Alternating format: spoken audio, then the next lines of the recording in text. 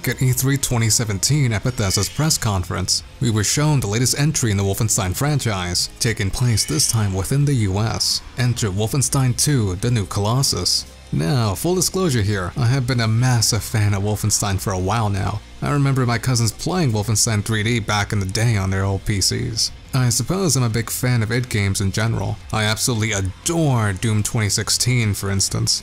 But what I really liked about the reboot series with Wolfenstein is how they really expanded on the alternate history topics. And that's what I really liked about the New Order, the atmosphere and how over the top the game got.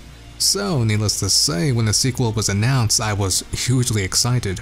Being a fan of the novel Man in the High Castle and the film Fatherland, I was really interested to see how Machine Games would handle this. So with that being said, let's talk about the story. And if you want to avoid spoilers in this review, I would recommend skipping ahead to this point in the video. So with that out of the way, let's talk about the story. Picking up from A New Order, the story is centered around William Joseph Blazkowicz as he enlisted during World War II, only to find out that Nazi Germany acquired some pretty advanced technology, which ultimately turned the tide of the war to their favor. On his way to take out the Nazi scientist known as Death's Head, he ultimately was separated from his units and went into a coma. When he came to, he found that a young nurse named Anya, along with their father, were taking care of him, in which he later found out that the war was over with a Nazi victory, which basically sends him to a one-man mission to rescue his unit stuck in a Berlin prison. Later he finds out that the reason why the Nazis were able to procure such advanced tech was by reverse engineering technology made by a Jewish secret society called the Yukud, and I'm pretty sure I mispronounced that. Fast forward a few steps and Billy manages to find himself in a small rebel cell, which includes the leader Caroline. Later on, BJ finally gets to take out Death's Head, but not without being severely injured in the process. And thus enters Wolfenstein II, which picks up right after this. The game gives you the option of choosing two timelines from the New Order, where either you save Fergus or Wyatt from Death's Head. The differences are fairly unique actually. You get different weapons for each timeline, and both are vastly different characters. Personally, I'm a fan of the Fergus timeline, just because I like his snarky British attitude. It kinda reminds me of someone else I know. But anyways, the presentation is really great in this game. Now personally, I love some of the cinematography, really well crafted actually. Honestly, the story kinda reminds me of a Quentin Tarantino movie. If you like the film Inglourious Basterds, you'll be right at home here. But back to the story. Here we see BJ in a really poor state ever since his fight with Death's Head, going in and out of a vegetative state while remembering his old childhood days with an abusive father, only to wake up when the U-boat he is in gets attacked by General Engel, an old enemy back from the New Order, and I'll get back to her in a moment. As soon as Billy wakes up, he can barely stand and is restricted on a wheelchair, in which he basically just FDRs all the Nazi in the U-boat. At that point, Billy encounters Anya, now pregnant, and also finds out that Caroline just got captured by Engel, which involves him turning himself in to try to rescue both her and either Fergus or Wyatt, depending on which timeline you chose. Now, personally, I absolutely adore General Engel as a villain. I think this introduction to her in this game really gave the motivation necessary to further pursue her. Plus, her voice acting is on point. Her VA, Nina Franzovic, did an excellent job. In fact, drawing comparisons to Quentin Tarantino again, she kind of reminds me of a Hans Landa a little bit, but much more bolder in her execution. Moving on, she does have a daughter known as Sigrun, who she constantly berates. Unfortunately, Caroline ends up dying in the exchange, but her daughter Sigrun ends up betraying her, giving you the chance to escape. This time you use Caroline's armor to actually be able to stand on 2 feet. Now, this is where I would draw a certain distinction in the story. I would say the game is divided into 2 sections, one where BJ needs to use Caroline's armor, and the other where he doesn't really need it anymore. I'll get to that later. Essentially, the story in Wolfenstein II can be described as just getting together rebel cells throughout the US. But before that, Billy manages to free the U-boat from the Ausmercer, this floating battleship thing that General Engel commands. After that, you encounter levels leading up to the second half, which includes fighting hidden Nazis within the U-boat that led to Engel's attack in the first place, to a nuked New York City which caused the US to surrender in this timeline, and my personal favorite, Roswell. At the end of the New York level, you encounter the character Grace, which essentially replaces Caroline as far as the narrative would have it. And her voice acting is fairly good too. In fact, I want to say the voice acting in general in this game is really well done. Another thing about the story, most of the characters here are very identifiable just by their own personality, which shows on screen. Anyways, after saving Grace, she then informs you of a plan to blow up the Oberkommando in Roswell, a top Nazi military installation, which leads you to the Roswell mission. From an art perspective, its introduction is really well done, albeit a bit short. It got some real Man in the High Castle vibes from this one. And once you manage to nuke the Oberkommando, you end up going back to Billy's old home to look back on memories, but really to get this ring to propose to Anya. But you end up confronting his father and wow, his dad. Apparently he sold out his wife, who was a Polish Jew, out when the US surrendered, which eventually caused BJ to just take him out. But then apparently the Ausmerzer was carrying the entire house up in the air, which made for a pretty fun, albeit a bit ridiculous level. Another thing about this game, it does get a bit over the top at points, much more so than the New Order. And I think it loses a lot of its focus a lot of the time because of it. But it all strangely fits, all things considered again, like some sort of a Tarantino film or something. But as a result of this, BJ manages to get captured and is trying to get executed, but not before getting into a dream sequence level. But anyways, here comes probably the most over-the-top moment in the game.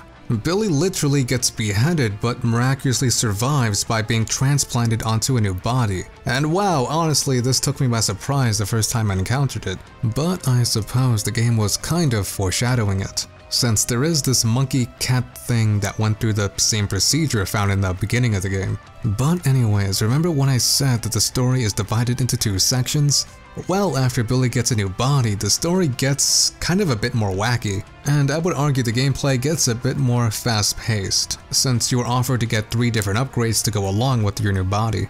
Personally, I'm a fan of the shoulder ones since they're very applicable when it came to combat. Essentially, the story gets a bit bizarre going forward. Heck, you disguise yourself as an actor auditioning for yourself all the way in the planet Venus. Why Venus? Well, I guess if they picked Mars, it would feel too much like Doom. I don't know. Anyways, you actually get to encounter a senile Hitler in this one. And I have to say, the performance in this cutscene was also really well done. I like the cutscenes in general in this game. But before that, you encounter levels in both New York and Louisiana. In the latter, you find this anarchist group led by Horton. And after a drunken political discussion, they end up joining you. Now, the game ends in the final level in the Ausmerzer, which ends with you taking out Engel and foreshadows a potential next game. So, now that we encountered the story, how was it? Well, I enjoyed it. I guess my main complaint is that the game foreshadows an even bigger story that will probably be reserved for a future title. And another thing was that there really wasn't a final boss in this game, which disappointed me a bit since in the New Order you got to face off against the London Monitor.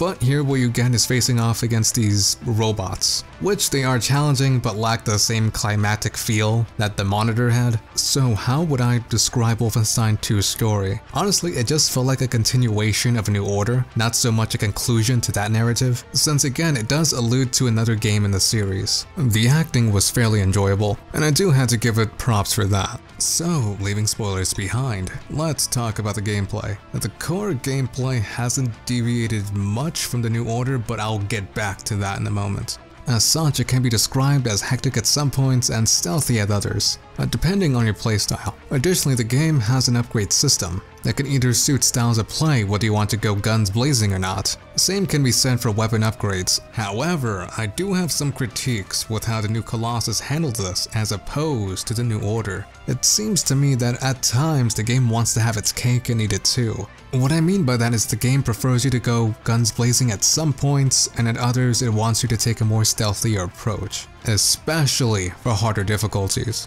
For example, the first level is largely a tutorial section to get your feet wet in terms of just general gameplay. Then later, when you get full control with Caroline's armor, the level plays as if it really wants you to take in mind to kill officers first, presumably in a stealthy context. Which makes sense since it is still at the beginning of the game. When I first played this, I assumed whether you want to go guns blazing or stealthy was completely up to the player's discretion. But with a twist, you really want to take out the officers first, regardless of which style you want to play, since the in time will come reinforcements, which can make your time harder. Additionally, you get these enigma codes from these officers, more on that in a bit. and normally I would be completely fine with this approach if the game was a bit more consistent with it. Is Wolfenstein II a stealth or an action game? Well, I would argue it's a first-person shooter with stealth mechanics, a tactical shooter. In fact, in developer interviews, they really push this idea in the dual-wielding mechanic, such as to hold a silenced pistol in one hand and a machine gun in another, to be ultimately prepared for both styles of play.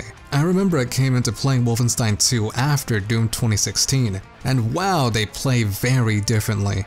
Doom is a hyper-fast shooter which actually incentivizes you to keep moving rather than staying in one place, while Wolfenstein seems to be the opposite. You need cover in this game, you need to think things through. I remember I was talking with a friend of mine about this very issue, and how he described it is this: that the Wolfenstein reboot is like a fusion between Doom and Metal Gear. Obviously there are differences with Wolfenstein with both of these games, but I get the general concept. Wolfenstein 2 is made with the same engine as Doom 2016, id Tech 6. And I've heard my fair share of comparisons with both of these games, with many wanting Wolfenstein to play as fast as Doom. And on the opposite spectrum, I can see the glimmerings of stealth mechanics coupled with fighting giant robots with a political and social commentary, not dissimilar to what Metal Gear typically does, but obviously nowhere near as deep as that. What I'm about to say may be a bit controversial here, but here is my critique on Wolfenstein 2's gameplay, and it has to do with its predecessor, The New Order. Recently I played through the first game to get some context for the new Colossus, and I have to say I think The New Order handles gameplay better in some areas. Remember the upgrade system?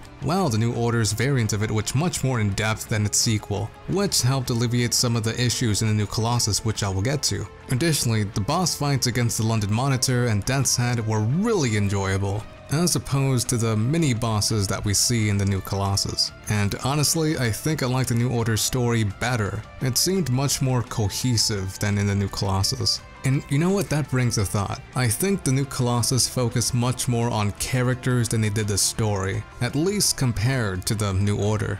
But here is my critique on Wolfenstein 2's gameplay. If you notice a bunch of Wolfenstein trailers and gameplay footage, it largely advertises gameplay as very fast-paced, going guns blazing with seldom few stealth sections. In fact, I looked at Bethesda's official YouTube channel, and most of all the Wolfenstein trailers it displayed gameplay as a very fast gun-blazing experience, which leads me to my next point. If you play Wolfenstein 2 on some of the more challenging difficulties, the game really wants you to take it more slowly, or to go on the more stealthy route, which at times is satisfying. But again, Wolfenstein 2 does have instances where stealth is no longer an option, such as the end of the New York level, the dream sequence, and some others. Honestly, I don't really have much issues when it comes to Wolfenstein 2's gameplay. If anything, my main criticisms is just to make it a bit more consistent when it comes to having the agency of choosing either stealth or action, or some combination of both. Is the gameplay fun? Absolutely. Had loads of fun with it. Is it perfect? Well, in my opinion, it could use some work. And just keep in mind, if you want to try out Wolfenstein, that it is not as fast as some of the trailers make it out to be. Well, maybe if you played on an easier difficulty. But what I really like about the gameplay is its post-game, where you use these Enigma codes found on dead officers to locate top Nazi officials. Essentially, this extends the game past its campaign, and I find them fairly entertaining bite-sized levels. Scattered throughout are collectibles like cards, music, and so on. Personally, I was a bit surprised that you really didn't get any profound abilities once you get Caroline's armor. She pulled some really unique stuff in the New Order, and you don't really get to do anything remotely close to that here. Seriously, the game probably could have done something unique here with Caroline's armor. Seriously, I think there were some lost opportunities here. I mean, they could have integrated the upgrade system with the armor, so that it caters either stealth or combat in some extravagant way. But nope. Moving on to the music, wow, it is really well done. Mick Gordon strikes again. I loved his score in Doom 2016 and I love it again here. Though I want to say it is a bit more atmospheric this time around, which does fit the bill of Wolfenstein. Personally, my favorite tracks are the main menu theme along with Mein Leben. A very solid score throughout. Now, I know I won't get away with it if I don't say it here. When the game first came out, the game did have a few glitches. On PC, one of the more notorious glitches was that Steam overlays didn't work. Plus, I actually encountered a few crashes in my first playthrough, but since then these were patched to my knowledge, and I haven't run into any issues as of late. Playing through the PC version, I was running a consistent 60 FPS with little pauses, but nothing too major. I had played the console version, but personally, I prefer playing this game with the mouse and keyboard, and I do think it is the best way to play this game. Call me a PC elitist, but those are just my genuine feelings. So to wrap up, did I enjoy Wolfenstein II? Yes, I did.